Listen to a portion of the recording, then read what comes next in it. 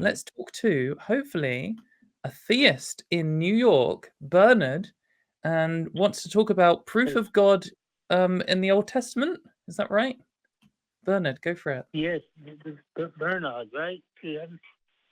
Yes. I'm on now. Hello, Yep, you're on the show. I'm an Orthodox Jew. I'm not Christian at all. I don't believe in Christianity, obviously, but I do believe in the Old Testament. And even though Christians also believe the Old Testament is true, and even Muslims think it's true, but I do it from a Jewish perspective. Now, my proof. You want to get to the proof? Yeah, go for it. The Old Testament. The Old Testament.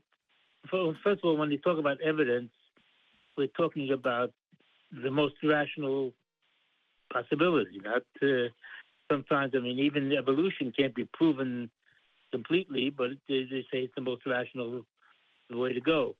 I don't agree with that, but that's beside the point. But I have evidence, meaning the rational. I can't show you God in a picture. I'm just proving that he must exist through this proof that I'm going to tell you now.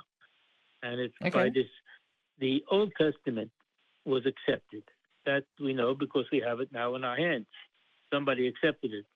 It was accepted at one time. And the question is, who accepted it? And before we go into who accepted it, we have to say that there are two possibilities for the Old Testament. Either it was written by a person, not God inspired. People, one person or a group of people decide to write a book and a story and it never really happened. Or it's a true story and it's written by God and it's true. So that's the two possibilities. I don't know if I... So I want to ask you some questions before we even move forward on this, because does having people accept a text make it true? Or is that evidence at all? Is that... I'm getting to that. I understand it. Of course not. People accept the New Testament. The New Testament doesn't prove anything. I agree with you. No, but here, and then I want to ask though as well, because we've now also set up a dichotomy between, like, so we have the Old Testament. Like I agree with you that we have copies of the Old Testament. We know that somebody wrote this text, and I don't necessarily accept that the only two options though are either God wrote it and it's true, or a man wrote it, or a person wrote it and it's false. Like, could a person write something that is partially true but partially false? Also, could a God write something that's false? Okay, not completely true. All right, fine. That's fine. Okay. Because, but it could also be that God is lying, right? Like a God could have written it, but it could just be they're a different God, or just it could be. That's not rational to say that God would lie. Why should God lie? Well, it's just a possibility, isn't it? It's one of the options. Is it? Yeah, but so, it's not a rational possibility. Why is it? Why is it not? Bernard, why is it not rational? Why is it not a rational possibility? Well, let's get to this point. Let me just. No, I want you to answer. I want you to answer a question. This is one of your premises. Because God, if God is what we think God is, then He is perfect. He doesn't have to lie. Okay, but here, let me... So hold on. Do you believe that God is something that you created? Like, do you know everything about this God? I don't know everything about this God. Nobody knows everything about the God. Okay. So could God do something? So could God do something that you don't know about? Or don't understand? Of course, he can do something I don't know about. So then, why do you think that your perception of what God is entirely what God is? Think about this. If God wanted to lie to you, He has ways. Clearly, we see that if this God exists, He has ways to not let you know about what He's doing. So if God actually wanted to mislead you and not tell you about it, within your own definition of God, He would be able to do that. It might not even be for a bad reason. He might lie for a good reason. You know, potentially God's got a grander plan that you don't understand, I don't understand, and he's like, the best way to enact the greatest good is if I make up everything in the Old Testament and I just lie about it. Like, that's possible, isn't it? Okay. So that's all right. Can I continue with my proof, and then I think it will answer. No, we want you to answer our question first. I think you could just I'm accept gonna that. answer through. I'm telling you through my proof. There will be the answer to your question. Well, Listen to so my proof. here's the thing. The reason why we're asking you these questions is because you've set up premises for an argument, and if we don't agree with the premises, then your conclusion isn't going to mean a whole lot to us because we already reject the premises, right? So we need to make sure we're on the same page before we even get to the conclusion of the argument, right? I hear you. All I said, but there were two possibilities. You said it might be three possibilities, half truth. All right, but basically, either somebody wrote it or God inspired to have it written. Obviously, Moses wrote it according to the Old Testament, but he wrote what God told him to write. He didn't make it up himself. That's the premise. Okay, so now you have the burden to prove why you believe God wrote this. So how do we know that God told Moses to write this? Okay, go for it, mate. Go for it. You're not letting me prove it. Let me say what I have to say, and then you'll Okay. Okay, go for it. Go for it. Okay.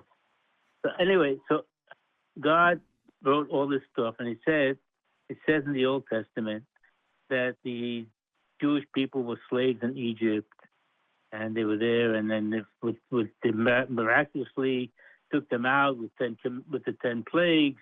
And when they got out and they went and they reached the Red Sea, and the Red Sea split for them, all these miraculous things that happened to them, and they crossed the Red Sea. And when the Egyptians tried to follow them, the Red Sea. So hold on. Do you believe that story is true? Do you believe all of that actually happened? Well, I'm getting to. No.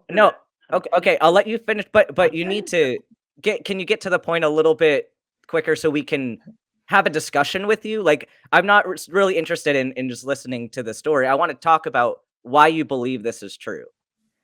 I'm willing to discuss whatever you want.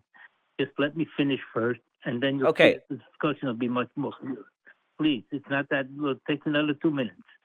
Okay. I don't know if we have another 2 minutes for you to tell your story, but if I want to ask, do you think that do you believe that the Jews were slaves in Egypt and that all of those plagues happened and then they parted the Red Sea and left? Do you believe that happened?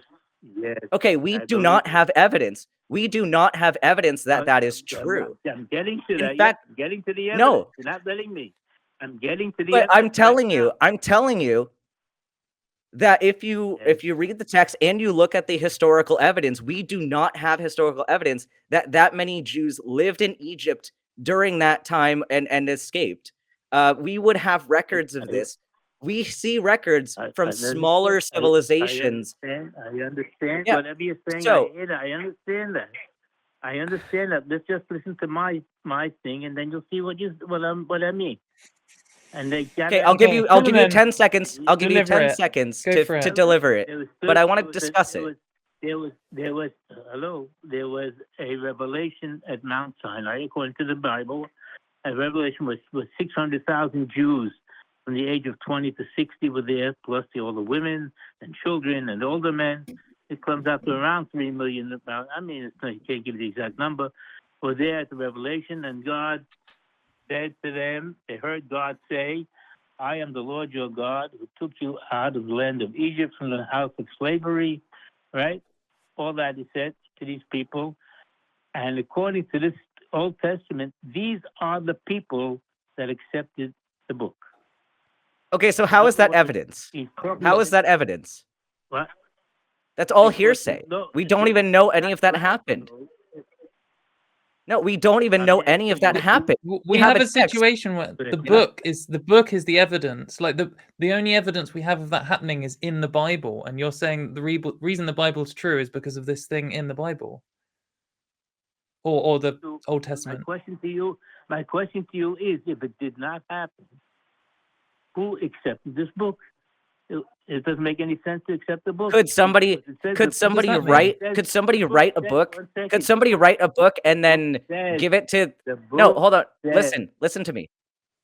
Could people write a book and then convince their people that their book was correct and then that society They accept accepts it? It's not society. It's the people that it happened to. That's the book. The book says it's the ones that. That's what they say. But are the so ones that Bernard, accepted Bernard, the book.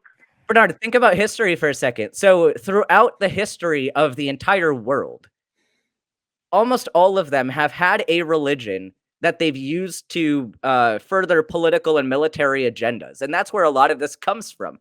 You had a leader, like a king or somebody, that said, I want to go to war with this other city-state because I want their land. But I can't convince my own people to go fight this other city-state and die in war just because I have a political agenda. So I'm going to tell them that this God told me, he gave me a divine revelation that you need to go and die in war so that we can be glorified as a civilization because we're the chosen ones. And that's why we're going to go fight. That's a way more compelling argument for a lot of people to go to war than, oh yeah, I want what they have, so I need you to go kill them for me. And I need you to risk your life. I need you to leave your family. So people have been doing this ever since the founding of the first pantheons in ancient civilization. So like if you, even taking the story that you're saying, like you're saying that somebody accepted this book to be true, and then that's why all this is true. What do you make of other civilizations? Like take the Indus Valley civilizations, or even ancient Chinese civilizations. They had their own books and they accepted them. Should that be grounds to then also become a Hindu and accept? No, you're missing the point. You're missing the point I'm trying to make. I'll give you an example. If I would write your own autobiography, a biography of your life, and I would write a story. You were born in Australia, and you went to this school, and I'll make up a whole story about it. Would you accept that as your biography?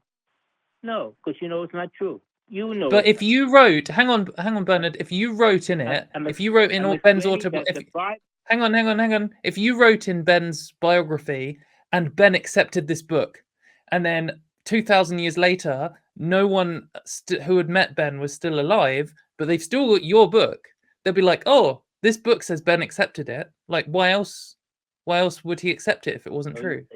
That's true. When you're talking about one person, so well, you could write in there that everyone accepted it. I understand that. But according you to could write in there like 100 people accepted it. There was about 3 million people that accepted this book. That said it. Yeah, but have you met any of them? Have you met any of them, Bernard? About them. You might know how many people accepted the Bhagavad How do you Gita? know? Like the only there's. Yeah. Do you know how many people accepted the Quran? Hang on, Bernard, because you're saying you know that 3 million people accepted this book, but the only reason you know that is because it says it in the book. Like, there's not video evidence of them accepting it. You haven't met them. There's not another account, or hundreds of other accounts or whatever, other corroborating piece of evidence. It's the book says these people accepted it. Like your example then with Ben's biography and then Ben accepting it as true, you say, oh, well, that's only one person. What if you wrote the history of the UK and you just wrote it totally wrong, and then you said, and all the people of the UK accepted it, and then in 3,000 years time we're all dead and the UK doesn't exist anymore, and they're like, oh look, 66 million people accepted this book. Like that's the equivalent of this situation, isn't it? No. What's the difference? Rational. It wouldn't be rational, but that doesn't stop you from doing it. I'm saying that those are the people that accepted the book. The ones that it happened to are the ones that accepted the book. Now I'm asking you. And how do you know that? Accept the book if they know it didn't happen? I don't believe they accepted it. Whoever accepted the book to begin with, would they accept it differently than it says in the book that they accepted it? That's completely a lie. In other words, they just can make it do up. that. The book will just make it up. Why wouldn't they just make it up? Who made it up? Somebody wrote the book. Who accepted it? Who accepted it? People, humans. People accept it today. Like when someone turns up, a Christian turns up in your school when you're a kid, and you're like, "Oh, look, here's the Bible, here's the whatever holy book," and then you accept it. Like you accept because you're taught it, and you don't know anyone who's written the book, and you're just told all these other people have accepted it, and you just kind of. But the book, Like, it's the same thing. the The book- first person who was ever shown this book book says and how it was converted to this accepted. religion. The book itself says how it was accepted. So if it was Yeah, accepted but you any could just write different way- anything in it. This is like, do surely you know, must understand. Bernard, Come on. Do you know what circular reasoning is? No, what's circular? Because that's what this is. So you have an argument, and then you give your evidence, and it all just goes in a circle. So your evidence points to the claim, and then it's like, because you're saying that the book is true because the book says it's true. The book says that It's all going in a circle, right? Didn't believe that it happened, or didn't believe. Some believe or didn't believe. It says that they were the ones that it happened to. They saw that they were the ones that it happened to. It's not. I'm believing a story. So you need to. So I you need try to this? prove this. Can I try this step-by-step thing? If I wrote in a book that like the 1 million people, oh no, just say the UK. If I wrote in a book today and said everyone in the UK jumped 3 meters high because of the power of God, and then I said everyone accepted it, like, do you agree that I could do that? Say that again. I understand what happened. What did you do? If I wrote a book, if I was writing a book and I said everyone alive in the UK jumped 3 meters high into the air because of the power of God, I could write that in a book, correct? Step one. Right. And then I could say, everyone. Then I could say underneath. Then I could say underneath, everyone in the UK believes this book is true and they have accepted it. Do you agree that I could write that? You could write that, but who Yeah. actually accepted And then if I gave it to someone in another culture who's never been to the UK, never met a UK person, and I said, here is the evidence, to an Australian man, I could say, here is the evidence that everyone in the UK jumped 3 meters high. And I can show you that because they accepted it. Like, who else accepted it? Not those people. Yeah, it's all those people. Not those people that you're talking about. The UK, have you ever, in the UK accepted Bernard, have you ever exaggerated something that has happened in your life? Like, have you told your friends a story about something that's happened that maybe you've exaggerated so you sound a little bit cooler? Have you ever done that? If I tell a story, if I exaggerate a story about myself, of course the other person has to believe me or not believe me. But so do you think people might exaggerate themselves, especially in a book? Do you think that ancient people might exaggerate things in their story to make their society seem better than it was? Well, it's not a question, but the book has to be accepted first. How's it going to be accepted by people that know it's not true? How to be accepted before you write it? I think we're going in. I think we're going in circles. Yeah. I can't exaggerate about you and make you believe it. You know if it happened or not. If I'm telling you, but you could write in a book that I believed it. Bernard, you could just say, could say, I told Katy that she had 3 eyes, and she believed it. You could write that in a book, couldn't you? And some people do write things that are exaggerated, and people just go along with it because that's their culture at the time. Like, we see this with like the god kings of ancient Mesopotamia and ancient Egypt. Like, they believed their pharaoh. No, listen, they believed their pharaoh was the god king, and I don't know to what extent they've convinced themselves that was true, but they convinced at least the rest of their society that the pharaoh was a deity, and that was written throughout their history. So they can exaggerate things that they experienced. Like, I'm sure the people around that king were part of this. They were part of this. Like, they had scribes that would write down this history that would include the pharaoh being the incarnation of Horus. But do you think that they actually that actually happened just because they wrote that? I don't know how productive this discussion is getting, because we keep bringing up more and more examples about why people can exaggerate. Pharaoh, of course you can exaggerate. But I'm saying there Yeah. things about the people, about the people themselves that accepted the book. That happened to them. They know if it happened to them or not. It's not a question of belief. Either it happened or it didn't happen to them. They know if it happened. I can't exaggerate a story about you. I can't say this happened to you when you know it didn't happen. It's ridiculous. I can exaggerate about myself, and maybe you believe it, you won't believe it. That's something else I can exaggerate. But to exaggerate about you, that this happened to you, and convince you that it happened to you, that's ridiculous. Especially when we're talking about 3 million people. We're not talking about one person here. Yep. But Bernard, the 3 million people never happened to anybody. If you were trying to convince me of an exaggeration about me, if you were trying to say Katy is 10 feet tall, and you tried to convince me, that wouldn't work, because I am the person who you're making the claim about. Exactly. And we have evidence right in front of me. Yeah, because I am here today. Exactly. Yeah, but none of these 3 million people are alive today. So the only evidence we have that they agreed with the claim is that it's written in the book. It's not rational that the book was accepted in a way that those 3 million people be totally made up. They might be totally like. What? Do you know those 3 million people definitely lived? You mean definitely lived? It says. You mean who accepted the book? It says that 3 million people accepted the book. So here's something. I think there's I think if it's not them. I think you need to take a step back and evaluate what it means for something to be rational, because I think you're trying to use rational as a way to say this is just common sense, that you would intuit that this doesn't make sense to me, and that's not.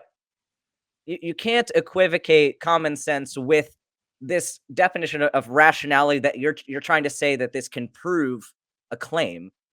So I think you need to reevaluate your argument and determine, would this actually convince somebody? And even put yourself in the shoes of somebody looking at a completely different culture. Look at Hindu religion.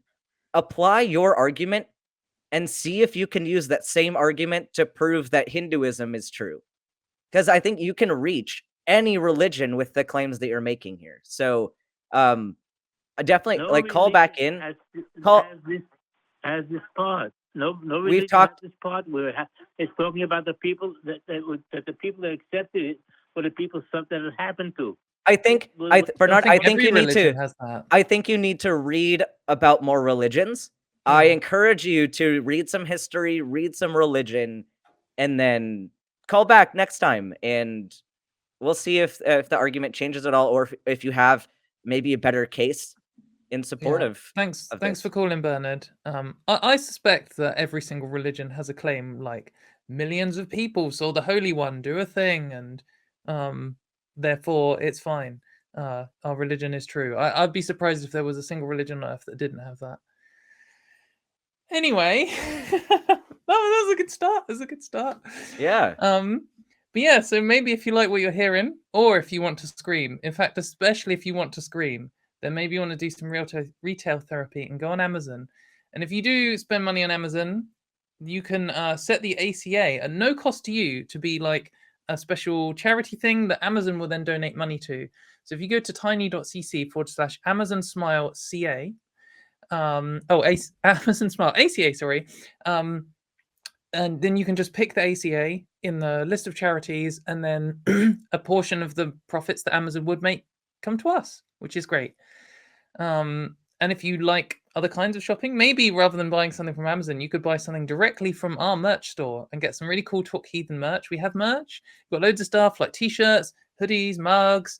There's a limited edition t-shirt, which if you like the look of, you have to get it soon because otherwise it will be gone. So for that, you can go to tiny.cc/merch ACA. We've got loads of cool stuff there. But yeah, there's lots of cool things you can buy to make you feel less like screaming when someone does a circular circular argument loads and loads.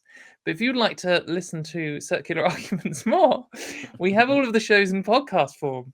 So you can go to tiny.cc/AEN podcast. And that has all the different shows and the best one, Talk Heathen, for you to listen to you and not have to look at our faces or look at me in the jungle with a slightly see-through, well, not see-through t-shirt, but a green t-shirt. You can become, if you would like, part of the Talk Heathen community at the Facebook page, the fan-run Facebook page, at tiny.cc/FBTHG, and come and hang out, be part of the community, or come and do some arguments, fun place to be. Facebook is notorious for having the best discussions and arguments on the internet. Very fun place. And also now, join the modern age, Talk Heathen has a TikTok. So why don't you come and hang out on TikTok? And you can subscribe there. I don't think we have a tiny.cc link for that. Just search us out on TikTok and see all our atheist videos there. But yeah, let's move on. Before we move on to the next call, I just wanted to say, because I know I am already the holy trinity of Talk Heathen and of the ACA. We have Trans Jesus, Taco Heathen, and the Crab Rangoon King. I accept all three of those, but I can go one step further than the Trinity of Christianity, because they only have 3 gods in one. I'm actually 4, because I'm also the God King of the ACA. So I'm just adding a 4th thing on. So do with that what you will, but I have Jesus beat. Well, there you go. I would just like to state my position on the monarchy is abolish, at the very least, for God Kings included, all in general. Pro-democracy of the ACA.